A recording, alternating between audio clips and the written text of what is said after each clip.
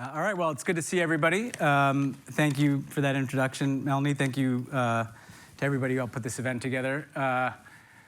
It's interesting. I knew I was going to, give this talk and have this conversation. And last week, about actually 1 week ago today, I gave a similar talk on the other side of the country at the University of Oregon. So I thought to myself, well, this is great. I'll just be able to use that same talk. And then, as I was getting on the plane, I realized that everything had changed in 1 week, and I had to kind of redo this to kind of keep up with the pace of events. And so I know what we're all experiencing is the kind of dizzying adjustment to a new reality that seems to be changing underneath our feet every day. That's an unusual place to be. I think that it makes it even more imperative that there be spaces, be they academic or civil society or communal, where people can just come together to try to figure things out. I preface everything I say here with that caveat that I don't have all the answers. Anybody who tells you they do right now is either Elon Musk or Donald Trump or not telling you the truth. But I'm going to offer some thoughts on kind of how I'm thinking about this question of foreign policy, which feels less and less disconnected, if disconnected at all, from what is happening in this country. One of the things that I experienced as someone who worked in both politics and foreign policy is there was always kind of an artificial boundary between the two. And now there's no boundary at all, because the kind of country that the United States is projected through its foreign policy.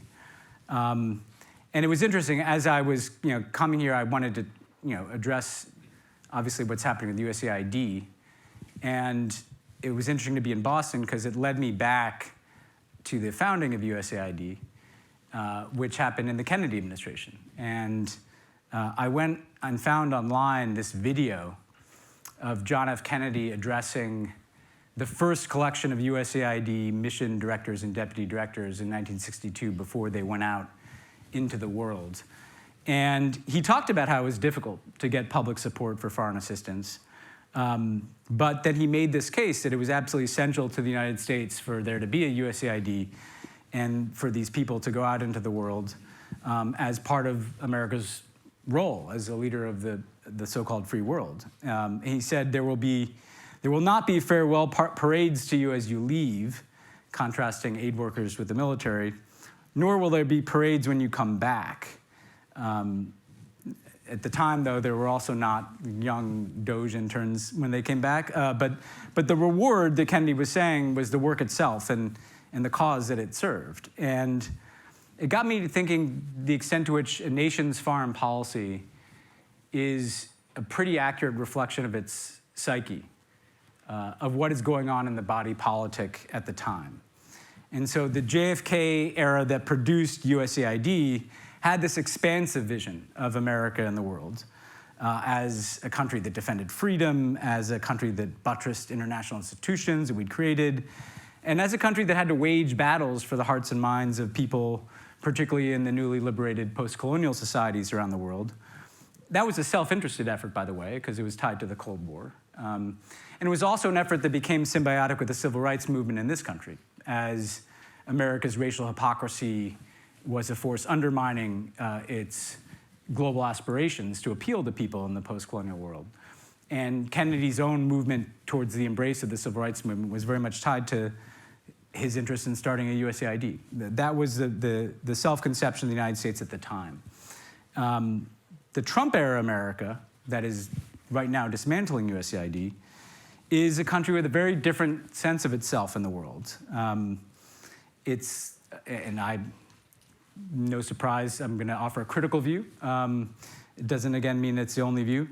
But we're now in a place where just in the last few days or a couple of weeks, we're threatening conquest of smaller nations. We're withdrawing from international institutions. We're kind of casually proposing the ethnic cleansing of the Gaza Strip. This is kind of a mirror image of the message that Kennedy was seeking to project. And it's a worldview that complements what's happening at home with mass deportations and the erasure of diversity programs. It's a nation that feels like it's growing smaller, quite literally in size, and also in self-conception. Now, to be clear and to be fair, President Trump ran for re-election promising to transform America's foreign policy and its place in the world. And some of those critiques are ones that people like me could find merit in, and certainly a majority of Americans could find merit in. After the failures of post-9/11 overreach in places like Iraq and Afghanistan, he was going to enforce greater discipline among a national security establishment that he calls the deep state that has been slow to learn the lessons of those forever wars. After kind of building grievances around allies not paying enough into global security or trade partners of the United States getting more advantages from globalization than the American working class, Trump was very clear that he was going to use kind of older tools like tariffs to leverage better deals. And he was very clear that after being resisted by parts of the federal workforce in his first term, that he was going to remake the federal government in the image of him and his MAGA movement. And essentially what this added up to, though, was in a chaotic world full of strong men, America was going to get one of our own. And that was essentially the deal he offered to the American people. But I do think that it would be wrong to dismiss this kind of dizzying array of announcements and executive actions as just fulfilling campaign promises. Trump did not run on the platform of dismantling USAID. He didn't run on Greenland. He certainly didn't run on the U.S. occupation of Gaza. And as I was watching this play out, I couldn't help thinking that rather than showing a sense of strength, this kind of feels to me like an America that's actually lost self-confidence. In some ways even lost self-respect, in that we've eliminated even any pretense of the kind of values, propositions that the United States stood for after World War II. Freedom, self-determination, collective security, things that we always were hypocritical in living up to, but was an aspiration and a values proposition that we could offer. And frankly, if you strip that away, Trump cuts a very familiar picture from history, which is an aging strong man musing about territorial expansion for his own consolidation of power and construction of a legacy. A transactional ethno-nationalist in a world full of those people. And so he is reflecting something that has happened in this country.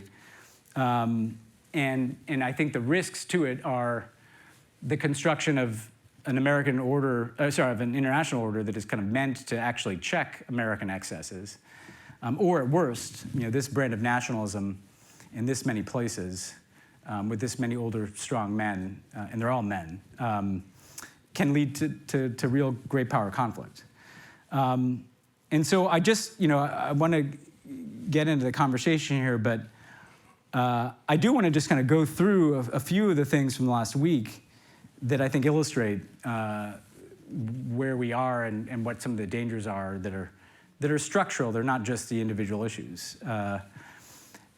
Trump is the first president in my lifetime who came to office pledging in his inaugural address an era in which the United States, quote, expands our territory. So we're kind of back in a pre-World War I mindset where kind of territorial acquisition is at least on the table. To that end, he's insisted that the U.S. should take back the Panama Canal, take control of Greenland from Denmark, despite repeated objections from those governments and the people of Greenland, Denmark, and Panama. And look, it's possible that this is kind of posturing to open negotiations for things that frankly aren't top of mind for Americans, like paying less fees in the Panama Canal or getting access to minerals and basing rights in Greenland. But I also think we have to, on the one hand, take seriously Trump's repeated affirmations of this interest in territorial expansion. But I also, even if they're negotiating tactics, there are a couple of problems I want to highlight about them. The first thing is that picking on Panama and Denmark, and there was the dust up at the Colombians, and there was a kind of near trade war with Canada and Mexico. It does not feel like kind of a reassertion of American confidence. These are smaller countries. kind of feels like a bully on the schoolyard looking for someone small to beat up, you know?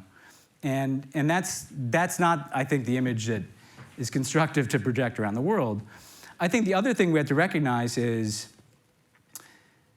this is a US president in word and deed kind of ignoring the principle of state sovereignty that has been the kind of cornerstone, shaky at times, cornerstone of global security for so long, at a time when there's already been a normalization of a return to nationalism-based conquests. You have that with Vladimir Putin, obviously, in Ukraine and potentially other parts of the former Soviet Union.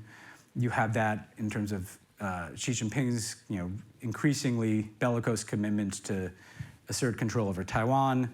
You have that in the Israeli rights interest in the annexation of Gaza and the West Bank.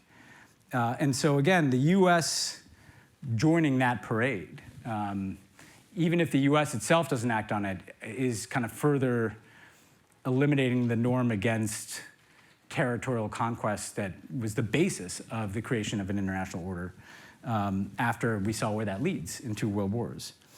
And this is another reason why the suggestion of taking ownership of Gaza and turning into the Riviera of the Middle East was so jarring beyond just that image of kind of Trump hotels and the Gaza Strip. Like many things, if Trump proposes it, it's not likely to happen. But again, it further legitimizes an idea that there are 2 million people, Palestinians in Gaza, who don't get a voice in any of these discussions about their future, who are being told to leave where they want to live without being consulted. Jordan and Egypt don't want to take in 2 million Palestinians. They couldn't afford, for purposes of their own stability, to be complicit in that kind of ethnic cleansing. And it implicitly endorses this view that foreign policy is going to kind of go back to big or powerful nations making decisions over the heads of smaller nations and less powerful people. And that, again, is a kind of law of the jungle that leads to places that we've spent a long time trying to build institutions to prevent. Now, ironically, if he wanted to kind of rebuild Gaza, he's actually destroying the agency that would do it in USAID. And already the freeze on assistance is, making it impossible for USAID to fulfill just the humanitarian ceasefire in Gaza, never mind the arduous task of clearing rubble and clearing unexploded bombs and reconstruction. And so kind of it speaks to this short-termerism, the lack of seeing things in pieces of how they fit together. Now, people may say to me, these are just pronouncements, these are things he says, these are distractions.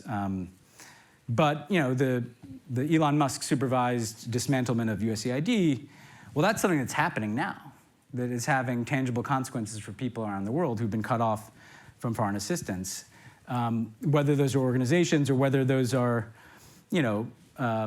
programs that Americans expect to protect them from terrorism or from disease, or from, the rising global influence of who Trump identifies as the preeminent competitor to the United States, China, under the leadership of the Chinese Communist Party. I remember going in the Obama years to the African Union in Ethiopia. And we were there with a very counterterrorism-focused agenda. And we went out to the African Union outside of Addis, and it's a beautiful building. It's the preeminent political institution in Africa. That building was built by the Chinese government. The road to that building was built by the Chinese government. The ports along the coast of East Africa are built by the Chinese government.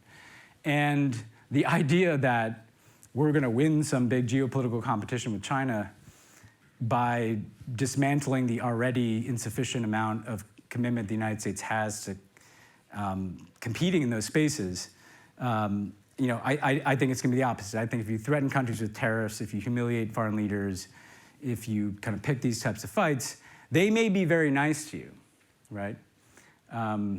You might not want to go up to the bully in the schoolyard and punch back, but you're probably going to go over to the other corner of the schoolyard and find another group of people to hang out with. And I think that's what's going to happen over the next 4 years, that we're going to see a whole host of countries either becoming more regional in their cooperation or looking to China for investment or technology. And so it won't show up overnight. Not everything in the world happens on an American news cycle, but it happens. And it's already happened over the last 8 years, and it's just going to accelerate. And so, I think that this kind of blending of the Trump-Musk, nationalism and libertarian mindsets is one in which guardrails are removed from people with political power and people with wealth. And again, this comes back to this idea of it's kind of a reflection of what the society currently prioritizes in this country. The idea that Elon Musk could go in and smash up USAID would have been ludicrous 8 years ago. It doesn't feel that unusual today. The idea of Trump doing some of the things and saying some of the things he's saying would have been ludicrous even in his first term. It doesn't feel that way anymore. And that's a cultural shift that's happened because of our politics, because of a whole range of issues in our society, which we can obviously talk about. But I would, again, argue that rather than a kind of golden age, as President Trump said in his inaugural address, it's kind of like your late stage superpower and decline vibe. I mean, this is not like a strategy for resurgence. It's kind of a strategy for squeezing as much out of much juice as we can out of what remains, and then handing it off to someone else to deal with the residue. So, on that note, I will say that you returned to Kennedy, and he made this powerful case about aid being a source of strength for the United States. Aid, as he said to those mission chiefs, we do not want to send American troops to a great many areas where freedom may be under attack, so we send you. In those days, by contrast, America was this kind of newly minted superpower, and Kennedy, in his youth and his new frontier ethos, kind of spoke to where the country saw itself at the moment. That led to a lot of great things like USAID and the Peace Corps. It led to excesses and hubris too, so I don't want to overly romanticize it. But it was a signal that it's possible for Americans to have a sense of shared national identity and a sense of national pride that is about affirmative things. That's not just about taking things away from other people, or it's not just about grievance, or it's not just about an other, whether that other be at home or abroad. It is possible, and both political parties have done this, to have a different concept of national identity. And ultimately, that's what it's going to take to have a different foreign policy. And so I would argue that those of us who are alarmed by these trends have to recognize that we're not going back to some past. I found some things to criticize in President Biden's foreign policy. Some of which I agreed with, some of which I didn't. He had a slogan that he used when he was running for president the first time that I actually think informed his worldview and his foreign policy, which was America's back. I don't know if you remember that. And it was kind of like, well, let's just roll this clock back. There was no Trump, and there's not been all these changes. And what I think he found is that was a useful worldview in like Europe and with NATO and with a handful of Asian allies, but the rest of the world is like, we don't want to go back to when you guys told us what to do, In Gaza, it led to a massive blind spot where there was just no self-examination of applying no rules over here while we are applying rules in Ukraine that we flagrantly ignore in Gaza. And I think that what those of us who are critical of these policies need to bear in mind is that we should not succumb to our own Make America Great Again, that there's just some international order we can go back to. That international order doesn't exist anymore. It's fractured. There's a US collection of like-minded countries. There's a Chinese bloc of countries and institutions. There's a whole bunch of rising powers that kind of pick and choose between. And we have to negotiate something new that can emerge from all this. And there'll be new ideas developed in places like this about how the United States can constructively engage people around the world, live peacefully with other great powers. I would argue, negotiate around issues like technology and artificial intelligence, climate change, the return of a nuclear arms race, kind of existential things where there's a basis for negotiation among these different blocs. But again, I think to reach any kind of constructive future, and I'd say some new development agency, whether it's called USAID or not, but I'd say like to reach that future, we have to look inward for a little bit. I think it's okay that there's not big resistance right now. I mean, obviously, you want to push back on things like, USAID, or you want to protect marginalized people who are vulnerable right now. It's time to take a minute here and think about things, and to not just think about, what's the best policy for this or that region or issue, but to think about what happened here in this country that this is what we're projecting to the world. Because, ultimately, what's going to make us more effective in foreign policy is if we are healthier at home. And what is going to help advance democracy again in the world is not, and this pains me to say as a speechwriter, like the speeches that presidents give about democracy. It's going to be what people see in democracies like the United States. And so this is a time to see that who each of us are. I mean, I really mean this, like individually. What are you valuing? Where and how are you getting your information? What are you participating in or not participating in? Unfortunately, like a lot of you, I've been doing some deep reading on life in certain political systems. And you have to start from that level and build out. What is happening in my community? What is happening in my municipality? The best ideas, I think, are going to come from cities and states and communities. And how does that ripple up into a healthier political culture and politics? And there's opportunity in that. As someone who's going through a home renovation right now that is getting more expensive by the day, this is a rebuild, not a renovation. And there's opportunity in it. There really, truly is. To come out on the other side, if we make it to the other side, with the opportunity to build something new. And again, universities are going to be central to that, because it's going to be a pretty blank slate. So with that, I look forward to having a conversation and taking your questions.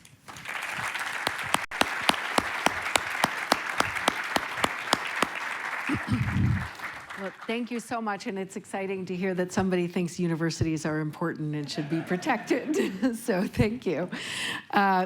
Well, you ended by focusing at home, so maybe I'll invite you to expand on that, and then ask you some questions about foreign policy in the world today.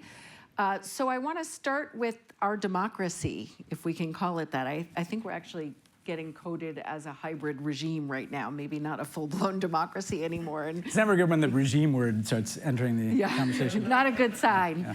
Not a good sign. So what kind of guardrails are left here in place to protect democracy? And I know you've argued, and I think this relates to some of the comments you were making at the end, you've argued in some of your work that we need to detoxify democracy here. And I'm intrigued by your notions of building a shared national identity, which I think is very important. That is absolutely critical. And it's tough in a multicultural democracy, especially when those cultural divisions are being politicized and weaponized. Yeah. So how do we get there? How do we build a shared national identity, and how do we detoxify this democracy? I'd love for you to expand on some of your ideas there. Yeah, I mean, it's interesting. For my last book, I asked a Hungarian opposition figure, how did Viktor Orbán, transfer this country from a liberal democracy to kind of a soft autocracy on that spectrum in a decade. And he said, well, that's easy. Orbán got elected on a right-wing populist backlash to the financial crisis. He packed the courts with far-right judges who would find in favor of his power grabs. He redrew parliamentary districts to kind of entrench his party in power beyond their vote share. He changed the voting laws to make it easier for his supporters to vote and harder for his political opponents to vote. He enriched a bunch of cronies through corruption, who then poured that money back into financing his politics.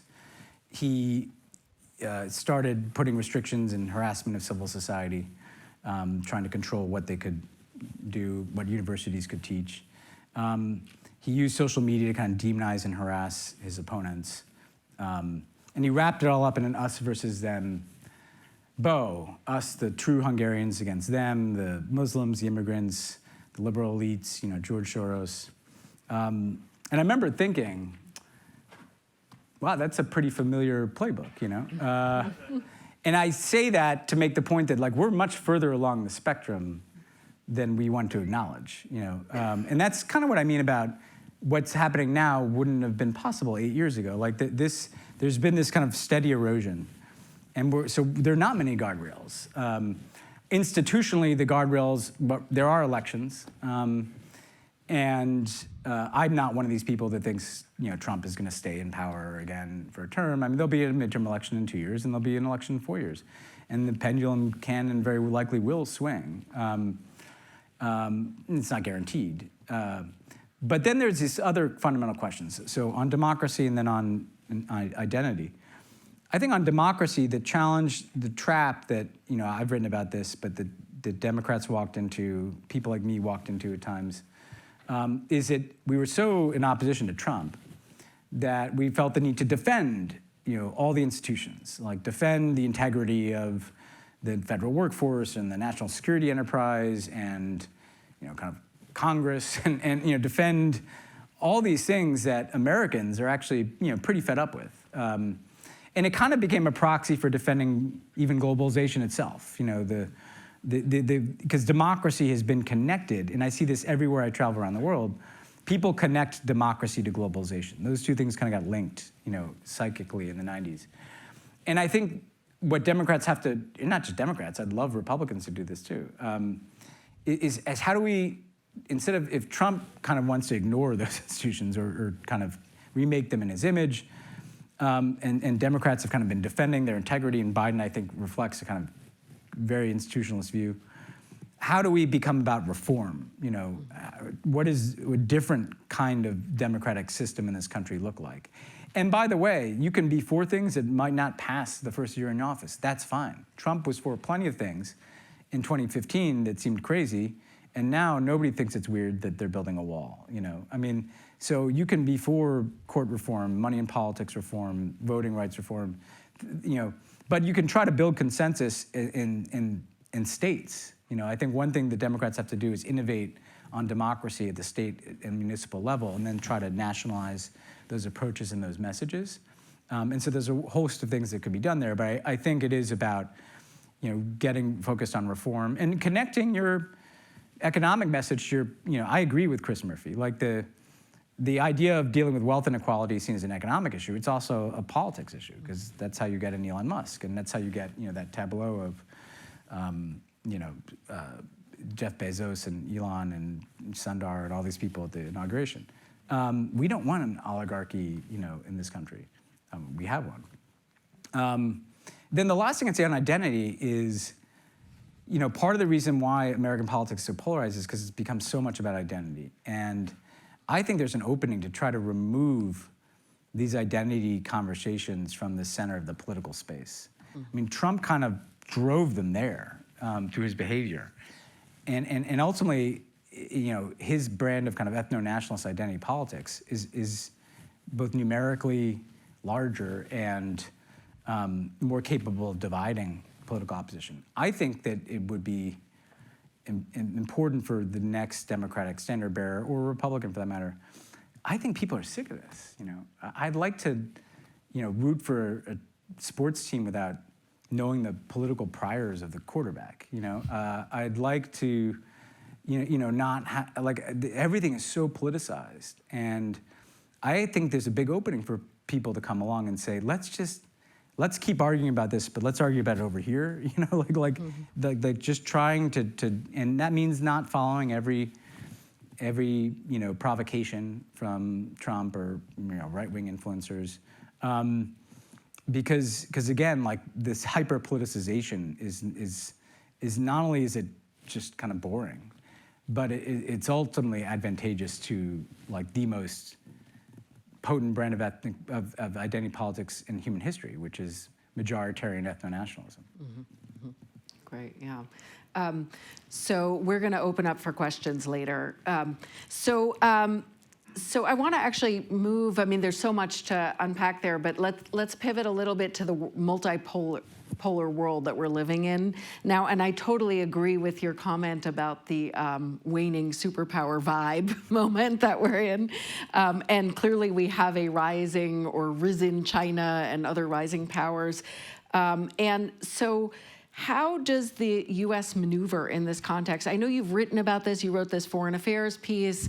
And it is absolutely essential that we have multilateral cooperation to address the most pressing problems of our time, whether it's climate change or trade or conflict or whatever it might be.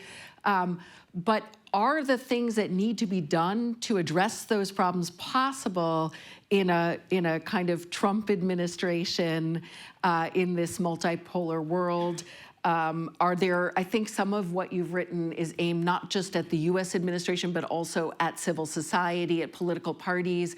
So how does the administration maneuver? How do we expect this administration is going to maneuver in that multipolar world? And what are the opportunities for actors outside of the administration, like political parties, like civil society organizations, to try to address these pressing problems that require collaboration? I'd actually, to take that backwards, I've been a big proponent for a long time, with some people who are in this room, of there being far more kind of collaboration and connectivity between, again, I'm reflecting a view, but center-left and progressive civil society, political parties around the world. And all you have to do is look at what the far right has done for the last 15 years. It's incredibly networked, shared media strategy, shared political strategists, shared lessons learned. And so if you, again, it's not unlike if you want the country to have better foreign policy, if you want the international order to reflect a different political momentum, you have to generate that political momentum too. And that requires, I just think, a greater, and by the way, there is more collaboration today than there was when I left government 8 years ago, not because of me, just because a lot of people have seen this problem. But there could be more of that. I think on your question though, I mentioned that you kind of have this U.S.-led rump. You've got the G7 and you've got NATO and you've got a handful of other security alliances, and it's not a truly international order. It's like-minded countries collaborating through selective institutions. And then you have China building a parallel, Belt and Road Initiative, the BRICS, multilateral development banks. And then you've got, in an interesting way, like if you're India or you're Turkey or you're Brazil, you kind of shop around, like what am I going to do with the Americans and the Europeans and what am I going to do with the Chinese? Trump, I think, like I said, is going to probably accelerate, a sense of like we need little antibodies against the United States slapping tariffs on us. I think Europe will probably have a more independent China policy. But to answer about what I would like to see happen, and Trump could do some of this, although I obviously would probably trust someone else to do it more. But I mentioned like 3 issues: AI, climate, and nuclear weapons, where that's what you need to negotiate with if you're the U.S. and China and a handful of other countries.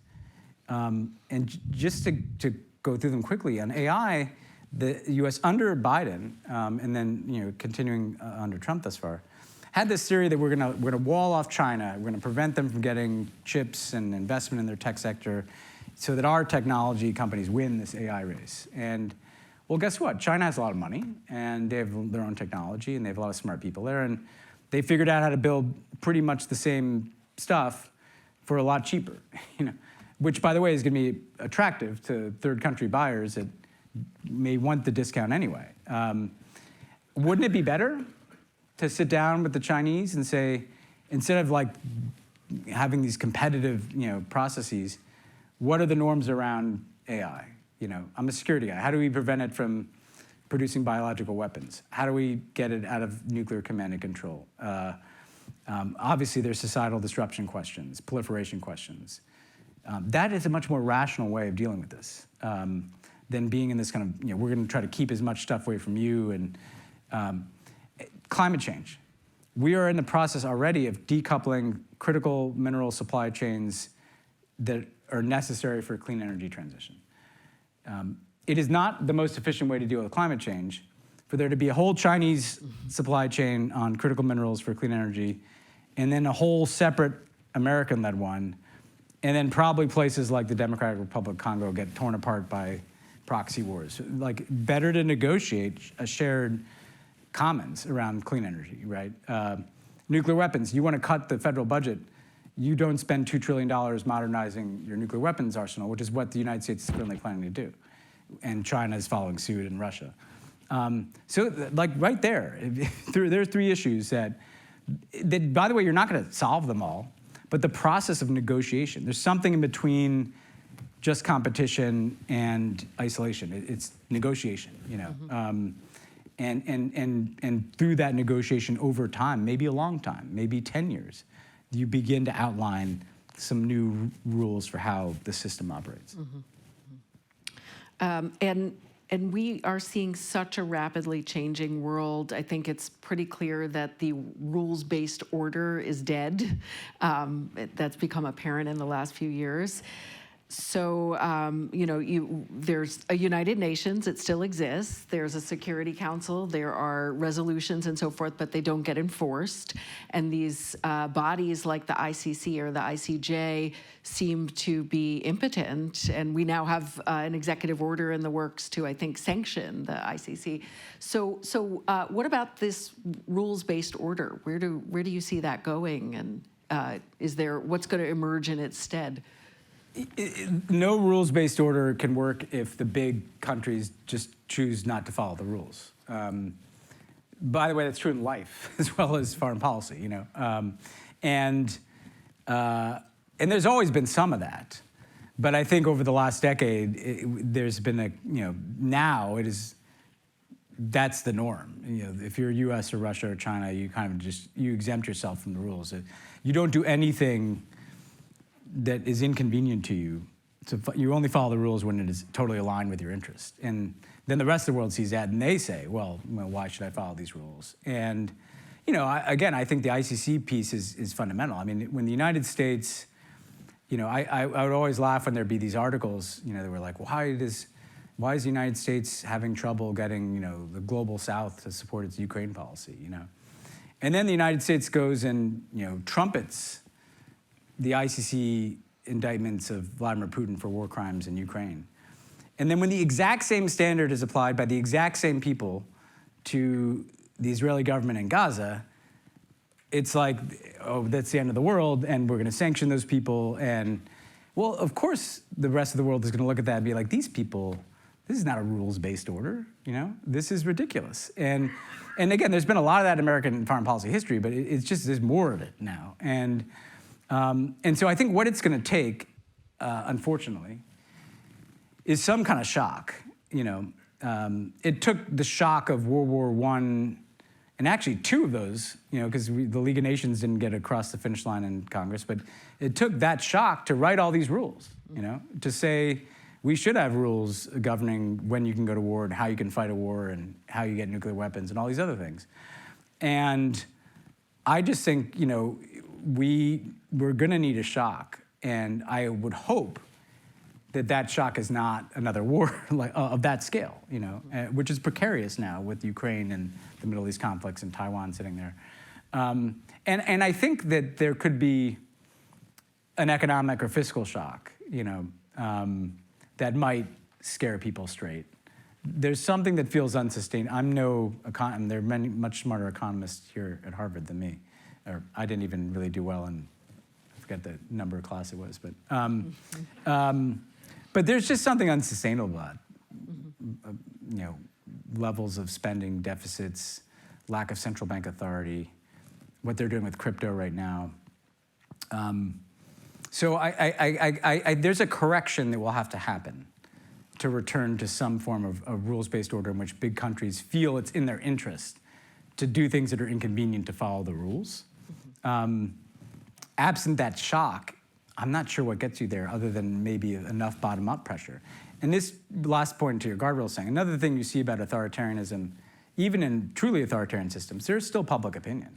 Public opinion is a guardrail on President Trump. Right now, he's not feeling that guardrail. And so that's the other question, is there something that shocks public opinion in this country sufficiently for there to be that kind of pushback. Yeah, absolutely. And you've brought up the question of Ukraine, so maybe we could talk about that a little bit.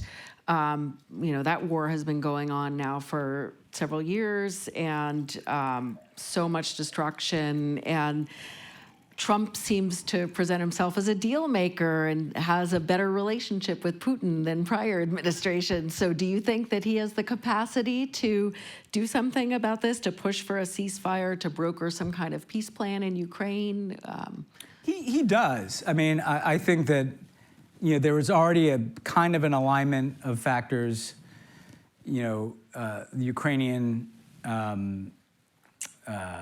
Ukraine feeling like their capacity to hold the front line has been steadily eroding. Fatigue with the war in Europe, but also massive losses in Russia. We don't even know what it looks like under the hood there.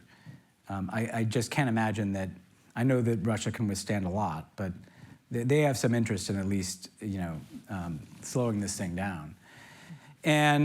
And so I think there's some arrangement that could be made. I think that the biggest challenge is giving the Ukrainians enough in terms of a political horizon in Europe and security assurances that they could probably accept a degree of territorial loss that is going to be tough for them to swallow, but that B, they can feel assured that the war won't just start again in 3 or 4 years, And so what that package looks like, that makes this worth the while for the Ukrainians, because you can see why it'd be in Putin's interest to, at some point, take a pocket what he controls and regroup.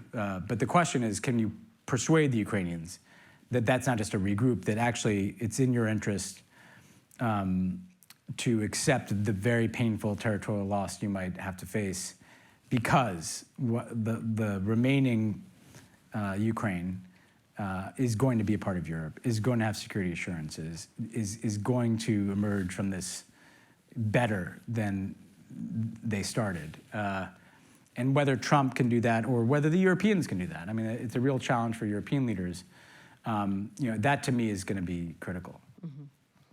Yeah, so one last question. You brought up Europe, and I know colleagues of mine in Europe who study the European Union are a bit concerned about how Trump's global effects will play out on the EU. They're worried that there's the potential for the EU to become further destabilized and maybe break apart, and that would be a big disaster from their perspective. What do you think about EU coherence, EU interactions with the Trump administration? So I think it's hugely consequential.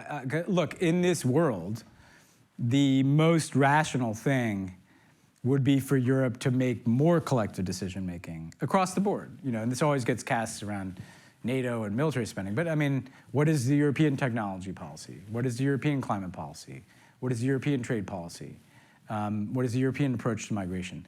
The more collectively they can make those decisions, the more they can navigate a world with China and Russia and the United States and India, and obviously then they're negotiating, also with regional blocs in Southeast Asia and Latin America and Africa.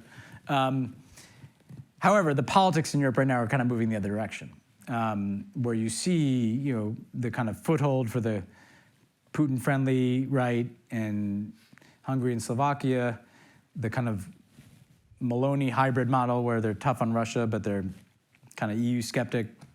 In Italy, you've got a French election coming up in which the National Front, National Rally, the far-right party, is a real challenger. You've got German politics fracturing. So it's not exactly the ideal moment for Europe to be blazing a trail in the direction of collective decision-making. That said, my recommendation would be don't fall into the trap. What Trump wants and what he's going to do is he's going to try to divide all the Europeans against each other. And he's going to use things like tariffs to pick winners and to punish losers. And the losers are almost always going to be center-left or governments. And that if you fall into that trap, no European country is big enough to be in the weight class with the U.S. and China and on these types of issues. But Europe is.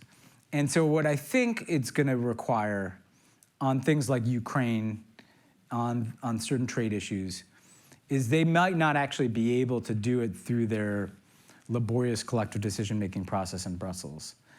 But they may need to find ways for like-minded EU countries to have shared policies. First best, if I was European, would be more effective and efficient EU decision-making.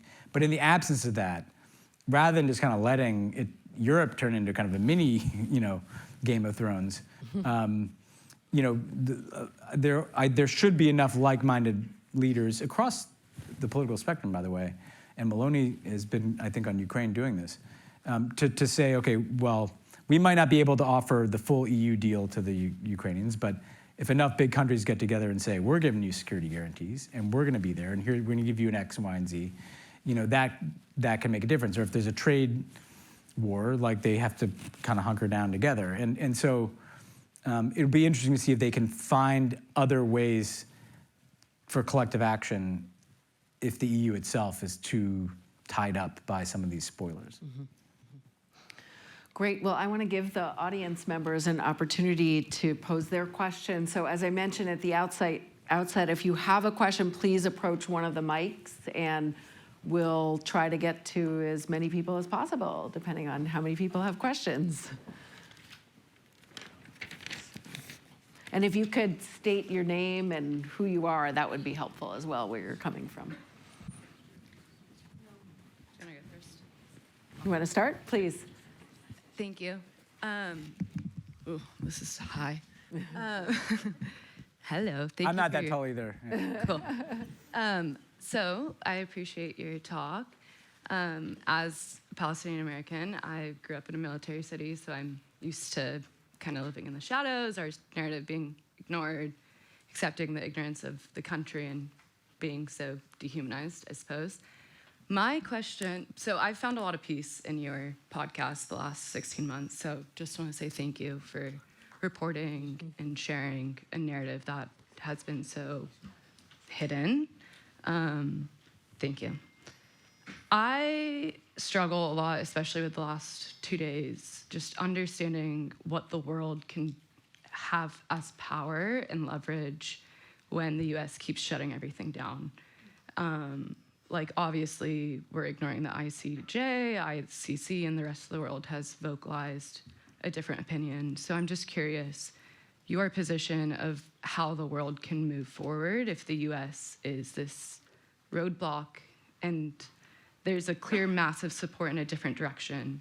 It obviously isolates the United States, but how can human rights still have any power if the US has a different position? Yeah.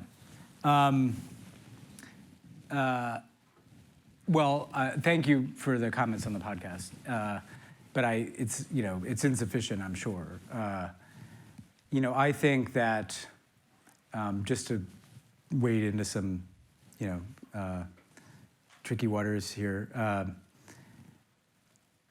the test of whether or not people are going to be willing to hear narratives of different people. But let me put it this way.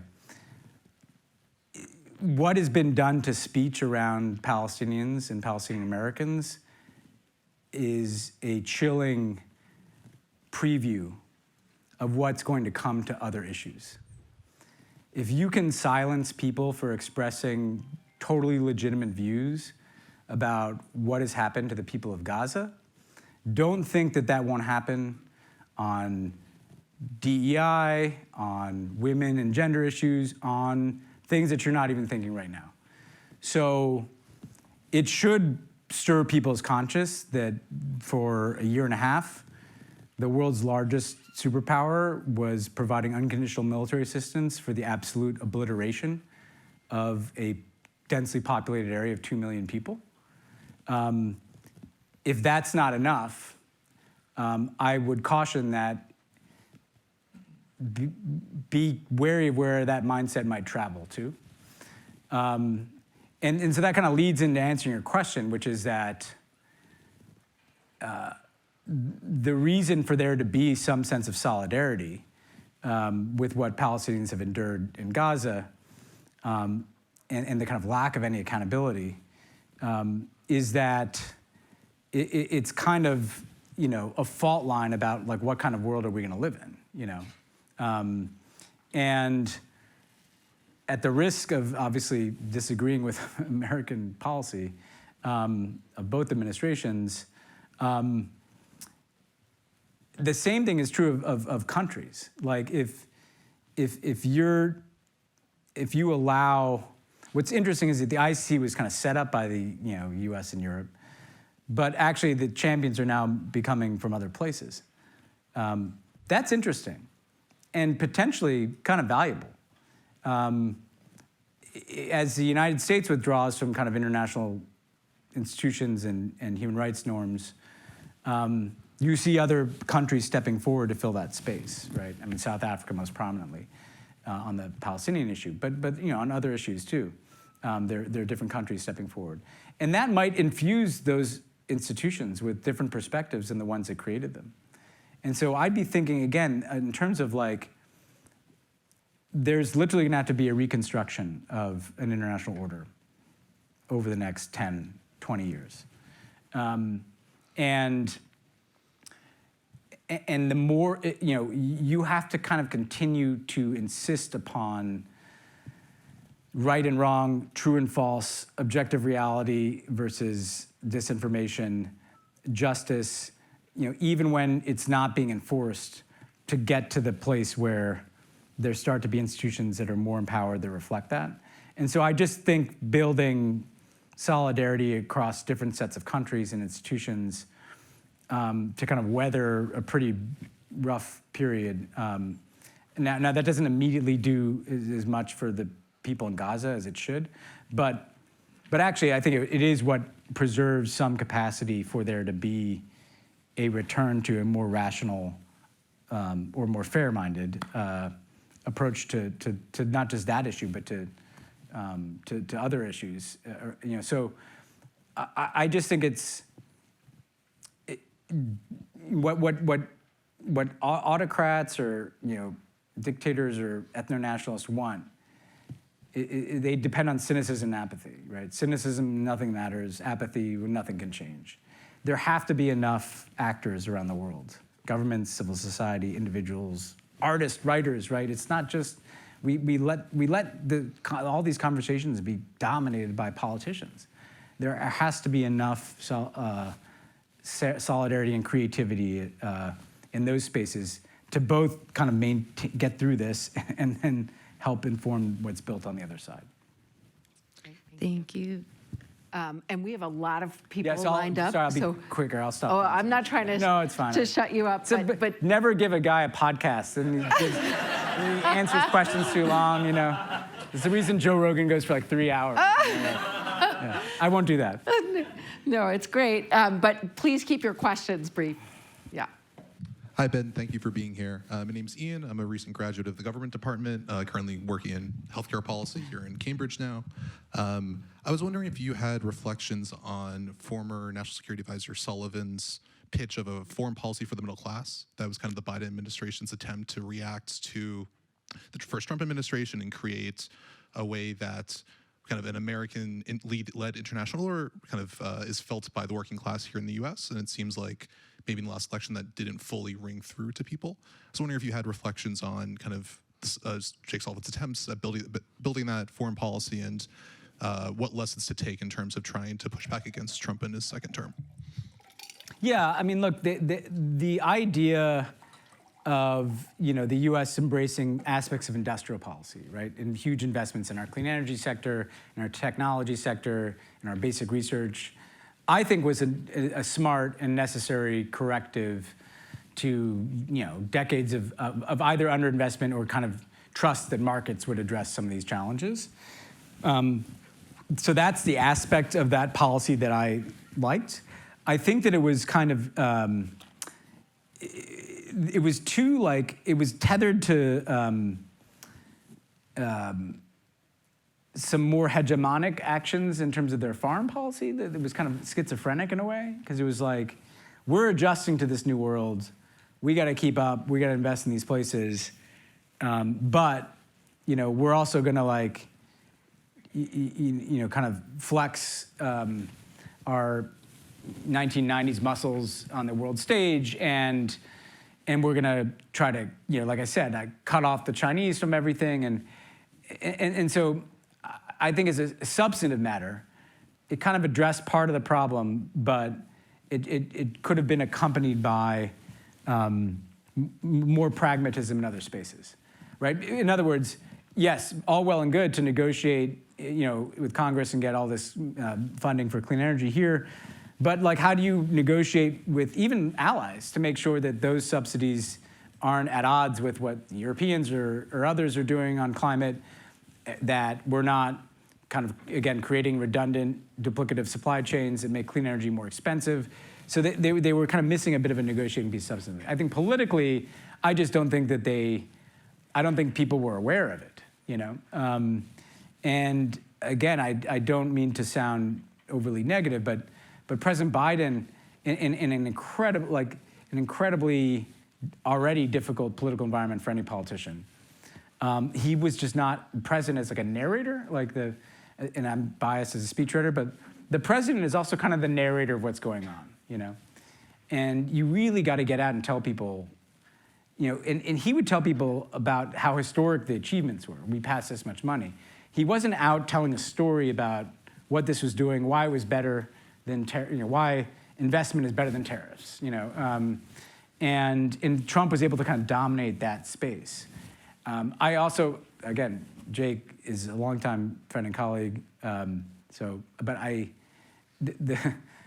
the branding of foreign policy for the middle class is exactly kind of what the Democratic Party does, that no human being would ever say that, I mean, my advice to people who worked in foreign policy in the government, and I used to be one of them, is you don't have any idea how incomprehensible you sometimes sound to people.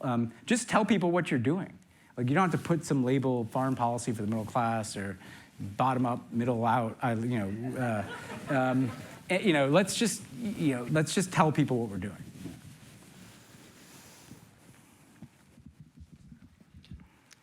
Hi, thank you so much for coming today. My name is Brett Cohen. I'm an MPP student at the Kennedy School right now and an NYU alumnus as well. My question for you is about bipartisanship. One of the reasons that I was first attracted to foreign policy is that it felt relatively less partisan and gridlocked than domestic politics. There was always space for real conversations between parties.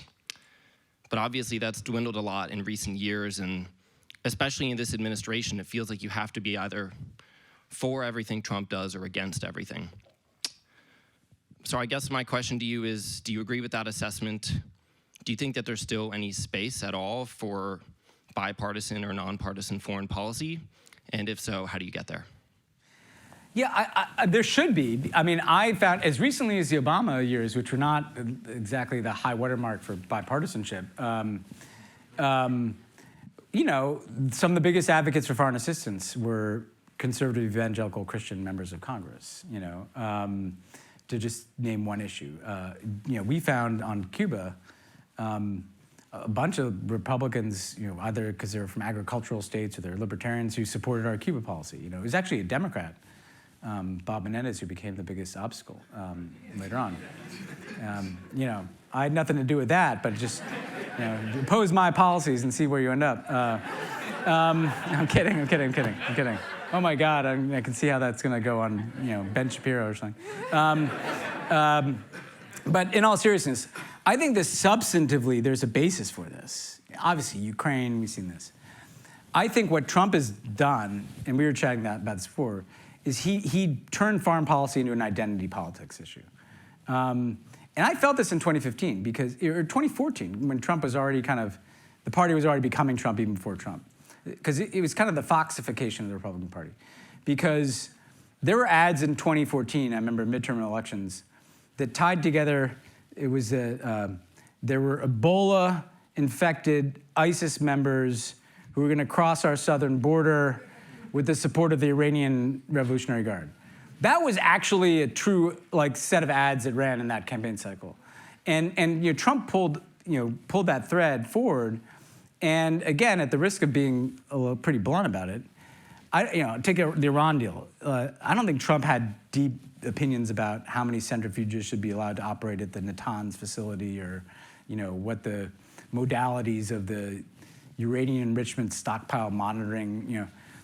It was, these are some brown people that we're giving some money to. It connected to this. Obama's not one of us. He's making deals with these people, and he's letting these people across the border.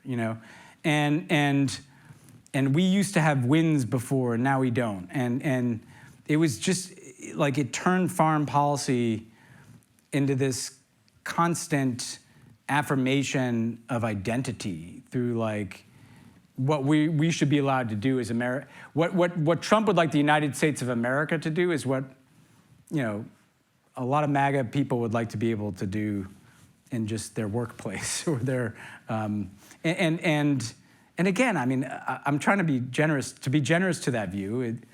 It's kind of like we've been getting a raw deal for a long time, and so is America, and that's a powerful criticism, and there's some truth in it. But it makes it harder for people to pick and choose, because if it's all identity, it's hard for you to be like, well, I agree with Mr. Trump about these things, but I really like USAID. To get back to it, I think it's a version of detoxifying. Trump is a lame duck. He's trying his hardest to counteract that impression, and he'll be able to for a while. But some of these Republican senators were elected this year. They know they're going to be there 2 years after he's gone. And I think what you do is you try to find islands of cooperation. You're not going to resolve the differences between the parties, but can we just find some things where there is some left-right convergence, where there is some agreement, and just kind of you got to keep coming at it, because ultimately your own objectives are going to be more effectively advanced if you have some bipartisan cooperation in Congress, and then someday again between administrations. Hi, Ben. My name is Lisa Raffles, and I work at an economic development policy lab at MIT. And two of the things that you said kind of brought some hope to me about how public opinion can be a guardrail to a lot of this, and that lots of alternatives can be proposed at the local level and kind of at the community level. But I think that misinformation really threatens that, especially the public opinion side. And so now that the main tech actors who could, kind of act as a guardrail to misinformation are kind of captured, I guess you could say, what hope is there to kind of create some collective public opinion where people agree? Yeah. So we're obviously not in the optimal scenario in that regard. I mean, I've been in a lot of conversations over the last 8 years about regulating social media. I've been a part of some, innovative efforts that other people led to do that, whether it was around content moderation, whether it was the Christchurch call after the shooting in New Zealand that did change the way in which a platform like Facebook monitored the broadcasting of certain types of violence and hate speech. But, there's been a rearguard action from the tech companies for a long time to prevent that from evolving into meaningful regulation. And now, I have very little hope that we can look to regulation to save us from the excesses of social media. So, in that regard, or in that environment, I actually think it kind of connects to one of the last things I was saying here. I just have to think that, there's a couple ways you can go about dealing with that. One is just by the kind of populating of platforms with alternative information and information that aligns with my views, and having a podcast as a part. We try to do that on YouTube and other places. But I think more importantly, again, I actually think we have to kind of help. I mean, as someone who has an 8 and 10-year-old daughter, keep hoping that generations always have a backlash against what the people before them were doing. Waiting for the analog backlash here. Is this fun? I don't find it that enjoyable to be on any of these platforms anymore. And so I actually think there needs to be, in addition, instead of people being like drug addicts and being like, I hope someone comes along and makes these drugs less potent, you know? That we're like, you know what, maybe this isn't where I should be getting my information, you know? And that people are coming up with alternatives to how to get information and alternatives of how to shape their views. And frankly, like, and the right did this, it wasn't just online, like more in person civil society. Like, I know this sounds rosy-eyed, but I think it's true. Like, we're not, like we being people, it's not even just like a partisan view, like we being people that don't want to be bombarded with mis and disinformation or in kind of toxic environments, like we don't have to be there. And so what I think the healthiest thing would be the kind of generation of alternatives, sources of content. And that's kind of happening. I mean, already you see more growth in YouTube that is not quite as toxic, but Substack, other things like return to localization of media, great thing for a philanthropist to actually spend money on, the regeneration of local media. So that, unfortunately, I think, you know, as someone who's been in a lot of panel discussions about the dangers of disinformation on social media, it may just be time to kind of, you know, sure, keep talking about that, but just start talking and encouraging and modeling just other better ways of participating. Thank you. Hi, Ben. Thank you very much for your talk. I'm Adrian Joly. I'm an undergrad here, and I'm French. My question today is on China and Chinese foreign policy. If you're in Xi's shoes, how would you respond to Trump's nomination? What's China's role in the world today? Have any of its strategic goals changed with the new Trump administration? And ultimately, how does China position itself in the next few years? Yeah, I think I'm not, you know, there are people, and I talk to a lot of China experts, and I travel to that region at least once a year. And while I'm not a deep expert on the Chinese economy, but I know there's some people that have this view that there's all these weaknesses in the Chinese economy. Some of that is true, but you know, Xi Jinping and the Chinese Communist Party is more than happy to absorb like economic pain in the short term. And in terms of how they're trying to position themselves, they've tried to kind of reconfigure their economy so that they are poised to be a superpower in clean energy and technology, betting that those are ultimately going to be, I'm sure they still do plenty of manufacturing and other things, but like they for a variety of reasons, some domestic and some international, they've really bet on that. And look, if I'm them, I'm thinking, and not me personally, it's just like looking at Xi Jinping, okay, we got to minimize it's going to be a bumpy ride here for 4 years. But if we can kind of, minimize the extent to which these tariffs hurt or whatever else Trump throws at us hurts, we have a huge opportunity. The Americans are leaving the field on clean energy. They've done a lot of smart things in that sector in terms of supply chains globally. They're caught up on AI. They're gonna be able to, the AI they're developing, but people, there's a kind of American thing that I sometimes do, right, where we kind of laugh at like, well, the Chinese ChatGPT, ask it about Tiananmen Square and it doesn't answer, Most countries are not looking for that. They're looking for robotics so that their factories can be more efficient. So we may win some race for the best chatbot, but the Chinese uses of AI are actually more aligned with what most of the world wants from AI, particularly developing countries.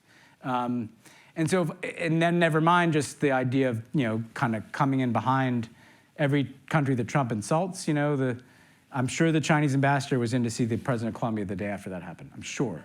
I know that they were in to see the president of Panama. And just say, like, be quiet about it, but like, you should start buying our stuff or selling your stuff to us, And so that they can look up in 4 years and be like, yeah, our economy took some hit, but we just won the geopolitical game, and we're the leaders in the district. You know, they want to do to AI what they did to Huawei, right? It's cheaper and less strings attached. And they want to do clean energy what we did to fossil fuels, which is run the whole system, you know? I don't think that's a dumb bet. And I think there's a lot of American hubris, like, oh, the Chinese, look at their economic indicators, you know? Like, I don't think the Chinese government's that worried about the next quarter, you know? Like, they think, because they don't have to worry about elections, they think in a longer time frame. Thank you very much. Hi. My name is Jed Schwartz. I'm from Somerville. I'm a writer. I'm aligned with the Warren-Sanders wing of the Democratic Party at this point. And you probably would agree that the Democrats are trying to scramble to refine their approach at this point because it failed. The Biden-Harris approach failed. One of the areas where I think they could refine their approach is to engage in a critique of the international corporate rules-based order that Putin has criticized, but was laughed off by Joe Biden and essentially by Harris as well. That is to say, there's a lot of support in the third world or the global south for Putin's aggression in Ukraine. And I'm wondering if you see any room for criticizing the current state of the corporate world order. That is it, for example, too skewed toward the interest of capital and not enough toward the interests of people? And I'll leave it at that. Yes. And I guess a couple things I'd say beyond yes.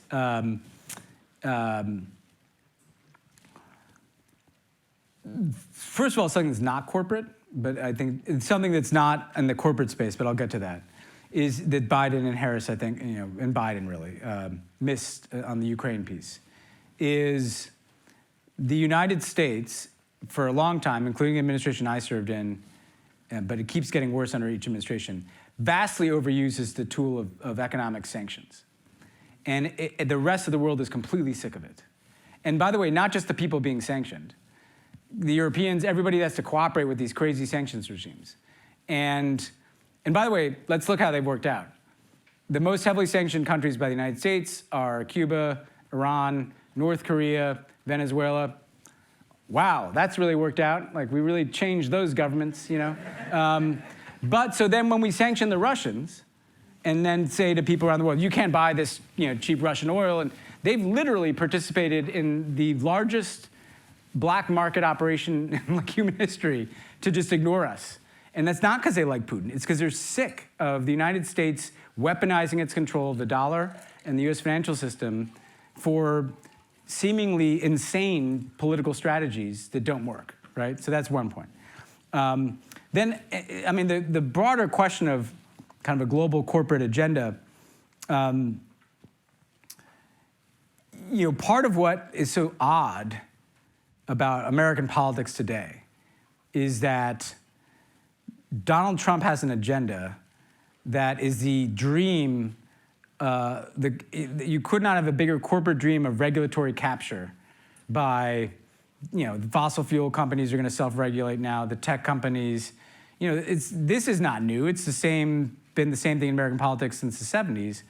And yet, somehow the Democrats were the ones left holding the bag for being in bed with corporations, you know? And I think it speaks to a unnecessary reluctance of the Democratic Party to be populist. Like, there was this fear of Bernie, you know? And I'm not saying that, like, it had, you know, but it was like, it was an irrational fear of Bernie, you know, who was saying the most popular thing. Like, even if you don't think Bernie Sanders should have been the nominee in 16 or 20, like, he was saying really popular things. So one was like, there's space for some populism here, you know? You can sound angry about economic inequality. That's actually where people are.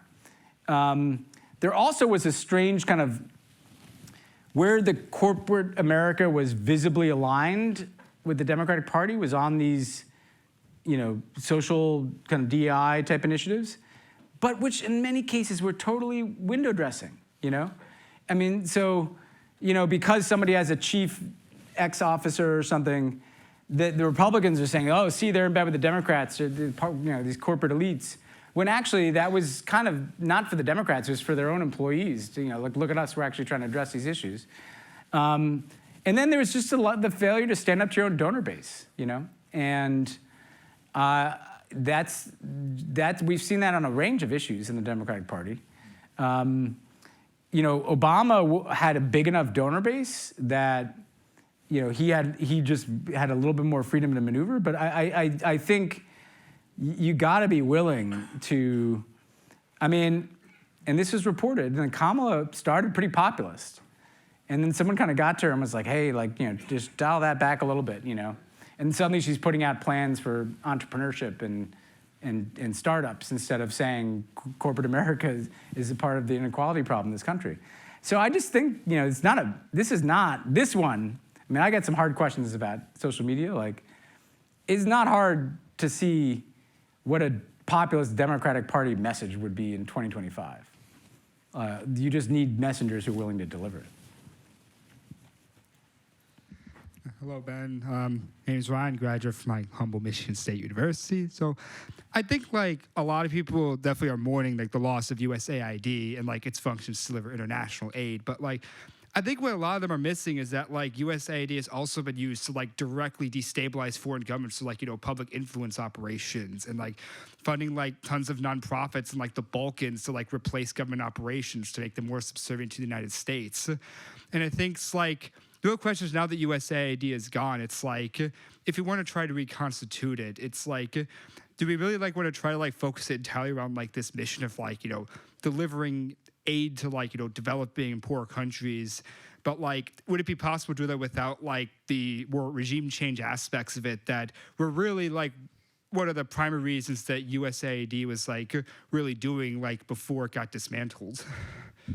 So I agree with part of your question, and not all of it. But just to show that I agree with, I see your point. Jeff is here, who is ambassador to Havana. And when I was in the negotiations with the Cuban government, they would always lecture me about these USAID programs, And I used to actually joke with them, you guys are so inside those programs, you probably get some of the money, But then, knows who's laughing the hardest. And then there was this story that broke in the news of some kind of crazy USAID-funded Twitter disinformation campaign in Cuba, and I finally was just fed up because I had no idea. I'm negotiating. I don't know what they're doing. So I was like, I would like a spreadsheet that shows all the USAID funding for Cuba. And they're like, well, we can't do that, And then it was like, well, no, this is crazy. I'm not trying to shut you down with some 21-year-old interns. I just want to know what the money is, And by the way, this was not some, this was well, I won't say who the staffer was, but let's just say it was not someone that agreed with what I was trying to do in Cuba. And this was the most insane list of spending I've ever seen in my life. I think I can say this now.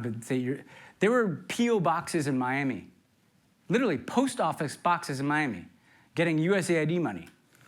And some of this was clandestine, right? This is not the CIA, this is USAID. And I'm like, what is going on here? And that was not the federal government. That was Congress, right? That was people in Congress who control that budget, just shoveling money through a bunch of loopholes to their preferred groups. And we at least, with a lot of effort, brought it all into the sunlight. So I actually couldn't turn off the funding because it was congressionally appropriate. Well, I guess I could have. I thought because it was statutory, congressionally funded, I couldn't, in the executive branch, just stop it. But I will say, it's a much smaller amount. As someone who probably shared a lot of your political views, most of the USAID budget is health and food security, and yes, there are some there are some programs that, some of which I would defend, including in the Balkans, right? But where I would meet you is, it's what I was saying earlier. There's going to be a new USAID or something else, either under Trump, but say a Democrat, or frankly a non-Trump Republican gets elected. I think there'll be a regeneration of some international development agency. Here's what I think is the most important question for that agency to ask itself. When I was a speechwriter, I used to occasionally ask for public opinion polling about if we were going to Africa, if we're going to Southeast Asia, what is most important to these people? I thought about like a campaign. President's talking to these people. What do they care about? What do they want to work with the United States on? And every time the answers were education, health, science and technological cooperation, entrepreneurship. Guess what was not on the list? Terrorism, nuclear weapons, the things that we talk to them about. Or even in these democracy spaces, I would make the case that, what would help create more stable democracies is just better outcomes for the people that live in these countries. And that means having a plan for how to get more crop yields, so that you have you don't have pockets of instability because people are hungry, right? So I think that the way to kind of meet between us is to say a U.S. international development in the 2020s and beyond should actually be focused on the issues that are of concern to people around the world, which I would argue are, health. Guess who stopped Ebola from getting to the United States? It was USAID. They literally built a huge network in West Africa of clinics to stop Ebola. So this isn't just all soft stuff. This is, how do you prevent ISIS from regenerating in Iraq? And again, that's not counterterrorism. Actually, it's not. It's effective governance. It's effective economies. It's hope. And so that's, I think, where USAID can be. We can argue about civil society funding. I think there's a way in which that can be done that is not, regime change-y, and it's important. But I don't think that should be the predominant mission. I think it should be these areas that people care about. Thanks. So I think we have time for one more question. I feel your pain. I'm very sorry to those of you we're not going to get to, but we will have a reception afterwards, so I invite you to talk to Ben. So you will be the last question. Sorry. Hi, Ben. My name is Malik. I'm a local tech bro and longtime worldo. That's a real joke I wrote down to read out loud. I'm really glad the conversation here mentioned some of this left-wing populism. And I have a few more follow-up questions about that, but I'll shorten it to one. I want to ask, what do we have to be hopeful about? It seems that capital's power on our political process, its corrosion of our society, right? Of our institutions, of literally local gatherings is an elephant in the room we pretty much never address. Money interests are why so many Democrats are scared to even speak about what's happening in Gaza. What do we do after the fall? Yeah. So a general point and then more specific. I mean, first of all, part of what I was writing about in After the Fall is the fact that you had this kind of unbridled form of capitalism over the last, post-Reagan decades. But the convergence between capitalism and technology and kind of national security, this has kind of created this unholy power structure that is just further and further concentrated wealth. Because part of what I always push myself is to realize that there was never it's never going to be perfect. It never was, right? There are always going to be some people who have more money than other people, and either corporations, but why has it gotten so out of joint and so disproportionate? A lot of that is policy choices, right? To deregulate, to get rid of a progressive tax system. But then a lot of it is this kind of blending of technological power with financial power. And there's a whole conversation around that. I would say, though, part of what gives me hope is these problems were created by policies, like the changes in the tax system, changes in the regulatory framework, changes in antitrust enforcement, changes in the absence of restrictions in money in politics. So they can be fixed by policy changes. They really can. There's this effort to kind of make you think that it's inevitable that Elon Musk will have $200 billion. That's not inevitable. That's a creation of government policies. And pendulums swing back and forth, left, right, and apparently in other directions. I don't even really know what this is right now. And I have to think, again, it's a version of what was asked about the international order. There's probably going to have to be some economic or fiscal crisis, I think, to kind of give the jolt that is necessary. Frankly, like dismantling the US federal workforce and cutting taxes and increasing spending and deregulating the crypto industry seems like it's going to bring that about sooner rather than later. And so part of it is, how do you make sure that when the moment emerges, you can really try to address this on a policy basis more aggressively than Obama did after the financial crisis. He kept the system alive, but clearly, in retrospect, if something like that were to happen again, I'd say go right for the inequality. That's the broad point. Is the pendulum can and will swing back, and there are policy solutions that can not fix this entirely, but can make it less excessive. And it's imperative that the Democratic Party, again, needs to blend its economic populism with its reform agenda, because they're ultimately, everything should be about preventing what we saw at that inauguration. Like that is what's wrong. Right? Those like four guys, unless you count Jeff Bezos' date. I don't know if they're married, but those four guys, standing behind the president in front of the cabinet, that's the problem. And that's the problem with our tax system, that's the problem with our tech regulation, that's the problem with money in politics. It's all right there. And then the last thing I'd say, you mentioned this about Gaza, I don't know, I remember I made a decision like a few years ago to not self-censor on anything. I have some views that are not that helpful to some future confirmation hearings. It'd be more helpful if I ran like AstroTurf right-wing organizations and got drunk, apparently. But on Gaza, and this is not an aggrandizing point at all. It really isn't. It's just I was we never self-censored, I don't think. And guess what? Nobody showed up and arrested us, yet. And our audience got bigger.